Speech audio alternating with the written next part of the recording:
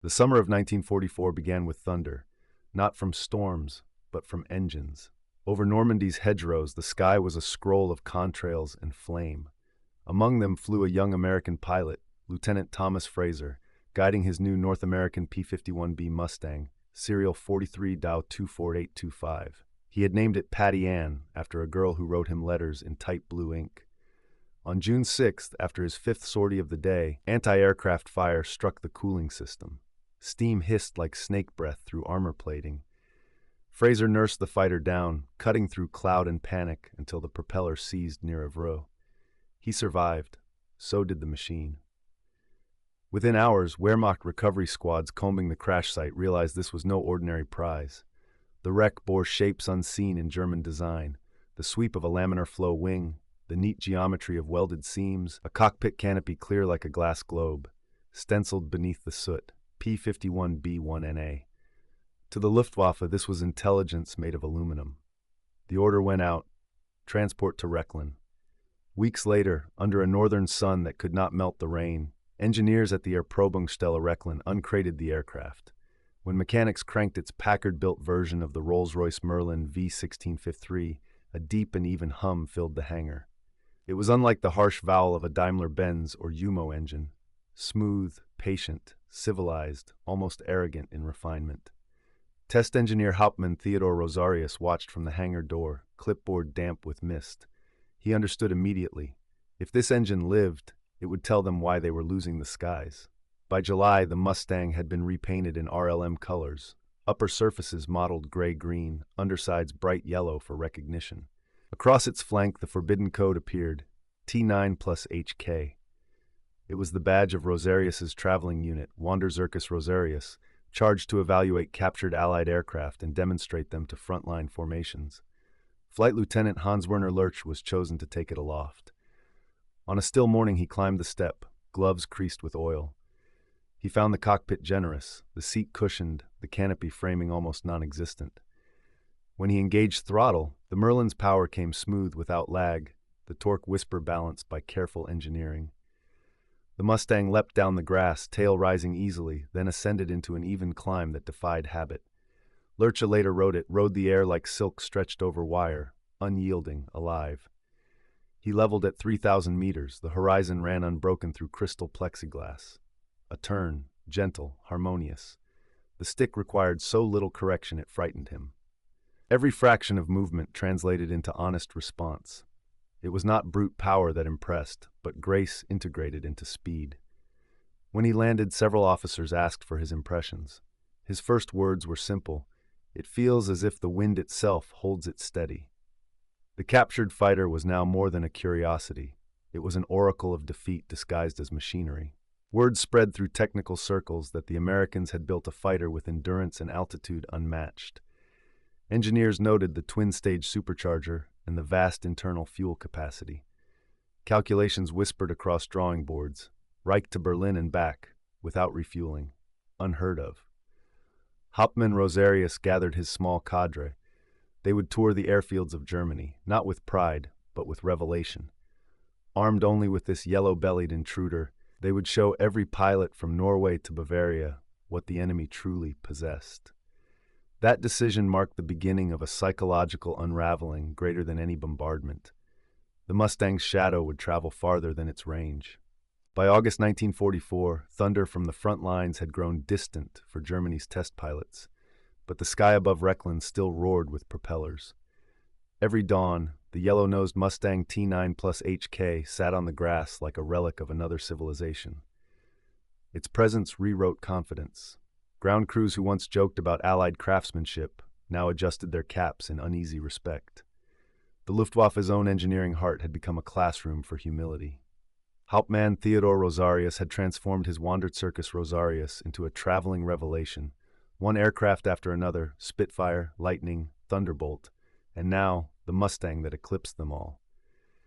They moved across the ailing Reich by rail and road, giving demonstrations that began as technical lectures and ended as quiet funerals.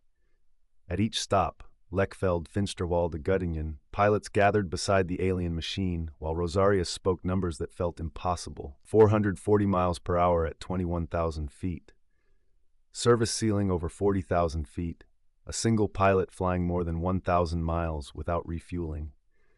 Fuel would run out for them before air ever did for the Mustang. Hans-Werner Lurch took the fighter up again and again to measure its temperament.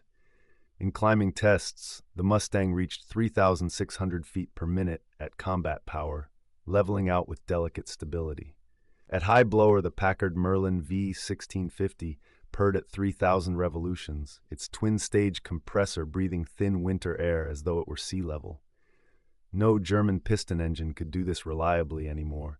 Shortages of alloys had weakened supercharger blades, and lubricants had turned gummy in cold depots. After one flight, Lurch compared his notes to those from a Focke-Wulf 190D. "The 190 climbs like a hammer through snow," he said, "and the Mustang like wind through silk." It was a poet's admission from a soldier of engineering. The rest of the evaluation board fell silent. For years they had been told that superior skill and tradition could outweigh production. Yet here, in aluminum and glass, stood proof that assembly lines thousands of kilometers away had created a masterpiece of efficiency and grace. Fuel became the lifeblood of humiliation. At Rechlin, they siphoned Aviation B4 gasoline from wrecked Ju-88s just to keep T9 plus HK moving. Tanks half-filled, spark plugs cleaned by candlelight, every flight was an act of defiance and curiosity. Still, the Mustang performed. Even on contaminated fuel, it accelerated to 400 miles per hour, its laminar flow wing reducing drag so effectively that even minor throttle changes produced effortless response. When Rosarius presented the Mustang to frontline units of Jagdgeschwader 1, the reactions bordered on disbelief. Young pilots fresh from training, faces drawn by sleepless nights, circled the aircraft like medieval knights around a fallen meteor. One touched the canopy, tracing its bubble curve. "It must see the whole war from inside there," he murmured. Demonstration flights followed, mock dogfights against a Bf-109G and a FW-190A. At 3,000 meters, the captured fighter could dive, climb, and recover before its pursuers completed half their maneuvers. The German aircraft buffeted violently. The Mustang sliced through its own slipstream like a scalpel. Observers below recorded every position, every degree. When both sets of fighters landed, the truth no longer needed words. The pilots of the Reich had seen something beyond training. It was inevitability made visible. In the evenings, as bombers droned overhead toward Berlin, engineers huddled under blackout lamps decoding the data. The reports read like confession. Outstanding directional stability at all speeds. No buffeting up to 0.75 Mach. Control harmony superior to any known German type. For an air force built on daring, such precision felt unreal, mechanized, invulnerable. As the Rechlin winds chilled into September, General Gallen's liaison visited the field. He listened, took one look at T9 plus HK, and simply said, "If they can build 10,000 of these, the war in the air is already decided." In Detroit and Inglewood, factories were doing exactly that. Yet the German pilots still danced with fate. That autumn, the Wanderzirkus drove its convoy of trucks and mechanics toward the Weser River to show the Mustang to one more fighter wing. Civilians stared as the gleaming foreign aircraft passed by horse carts and bicycles, a vision of modernity rolling through famine. Children whispered it looked like the future painted in enemy colors. In the brief quiet before winter, Lurchy flew a final evaluation sortie, pushing altitude to 41,000 feet. The world below faded into blue haze, and the hum of the Merlin deepened into music. He later recalled, "Up there I felt two things, admiration and the certainty that we had already lost." By January 1945, the cold itself seemed mechanical. Frozen exhaust, iron, regret. Allied bombers rumbled above the cloud deck in endless files, each escorted by phalanxes of long-range Mustangs. Below, Germany's once proud Jagdwaffe stumbled skyward on fumes and faith. At Rechlin, the yellow-marked T9-HK still flew, though scarcely. Every start consumed irreplaceable liters of C3 fuel scraped from depots flattened by raid after raid. Mechanics warmed cylinders with wood fires under the cowling. Yet when Hans-Werner Lurch advanced the throttle, the Packard Merlin V1653 answered as if conjuring summer, smooth, patient power rising through the frost. To fly it amid ruin was to glimpse what the enemy called normalcy. The test flights continued so that engineers could harvest data before the end closed in. They measured climb rate, endurance, turn behavior near stall. Even with belly tanks half empty, the Mustang climbed at more than 3,600 feet per minute and held 440 miles per hour well past 20,000 feet. Flight reports described unshakable directional stability, harmonious control response, stall onset easily predictable. These phrases read like prose from another world. Every Luftwaffe pilot who sat in its cockpit understood the broader truth. No amount of ace skill could offset the industrial symphony that birthed an aircraft like this. Intelligence officers compared production statistics. Inglewood and Dallas factories were delivering more than 500 Mustangs a month. German assembly plants, bombed to rubble, produced barely a fraction of that in all fighter types combined. Where American logistics moved by convoy and pipeline, German aviation fuel crawled over shattered rails guarded by flak guns short on ammunition. Strategy had become arithmetic, and arithmetic was merciless. Reports arriving from the front darkened the mood further. P-51 units were not only escorting bombers, they were hunting. Every week, hundreds of Luftwaffe aircraft were destroyed on the ground in strafing attacks that no defender could repel. Airfields once alive with laughter and cigarette smoke now lay splintered with burnt aluminum. Pilots entering combat averaged 120 training hours. Americans twice that, with flight schools untouched by war. A generation of experienced Germans had been burned away during 1944's Big Week, 355 fighters lost, and with them the tactical memory of the hunter. When Lurcher returned from one of his last flights, the sky to the west glowed crimson from Braunschweig's bombardment. He shut down the engine and stayed seated, listening to the silence around the cooling machine. A mechanic asked whether the aircraft was damaged. Lurch shook his head. "No," he said quietly. "Only everything else is." The Wanderzirkus prepared to evacuate southward toward Bavaria, hauling its captured machines, Spitfire, Lightning, Thunderbolt, Mustang, on convoy trucks. But Allied fighter bombers prowled every road. South of Magdeburg, the lead truck was hit, fuel tanks erupted, 2 aircraft burned before anyone could cut them loose. The Mustang survived that night only because it had taken off moments earlier for another data sortie. By February, Allied forces crossed the Rhine. Orders came from Luftwaffe Command to destroy all sensitive material. Rosarius hesitated. Destroying the Mustang felt like erasing a confession that might absolve them through honesty. Eventually he signaled yes.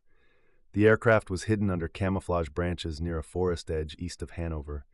When bombardment came, shards of aluminum scattered like snow. Weeks later, Allied units overran Rechlin. In notebooks found among the ruins, American investigators read meticulous German sentences praising their own creation. Feindgerät übertrifft unsere Erwartungen vollständig. Enemy equipment exceeds expectations completely.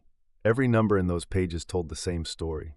1,000-mile range with external tanks, service ceiling 41,900 feet, roll rate exceeding 90 degrees per second, 6 Browning 50 caliber guns with nearly 2,000 rounds. None of it surprising, except that German pilots had written the words with admiration rather than bitterness. As April 1945 unfolded, Luftwaffe staff officer Karl-Heinz Lange returned from a meeting with a remark that encapsulated the mood. Courage still takes off each morning, but mathematics always lands. The mechanical heartbeat that had once lifted the Reich now beat in the engines sliced from transatlantic assembly lines. In that, the war's balance had already chosen its side. When spring 1945 thawed the ruins of Europe, the air above Germany hung in stillness. The bombardment that had once sounded like metal rain was gone. Only the smell of fuel and earth remained. The Wanderzirkus Rosarius had vanished into surrender, its pilots scattered between prisoner camps and interrogation tents. Of the captured aircraft, none survived intact. Somewhere near Hanover, the Mustang T9 plus HK, the marvel that had humbled an air force, lay beneath branches and mud, unmarked by history. In the first weeks of occupation, American ground crews roamed through wreckage fields cataloging what the Luftwaffe had left behind. Among burned fuselages, they found fragments painted with trace yellow and the ghost of a stenciled cross. Nearby, a damp logbook bore lines in meticulous German. Roll rate 90 degrees per second, climb rate 3,600 feet per millity. Outstanding. The phrase at the page's end read simply, Feindgerät übertrifft unsere Erwartungen. Enemy equipment exceeds our expectations. Officers at the U.S. 8th Air Force smiled when they saw the notes.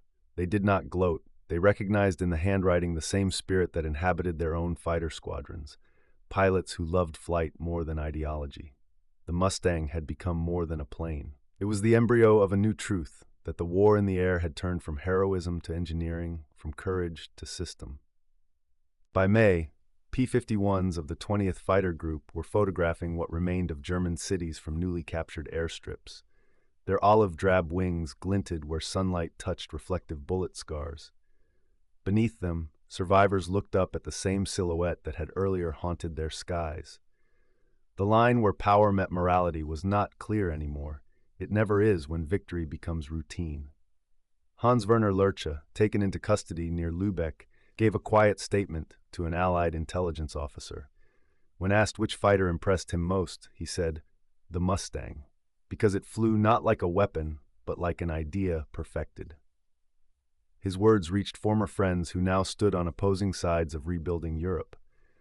Some of them later worked for American and British aerospace companies, bringing their discipline to new programs of cooperation instead of destruction.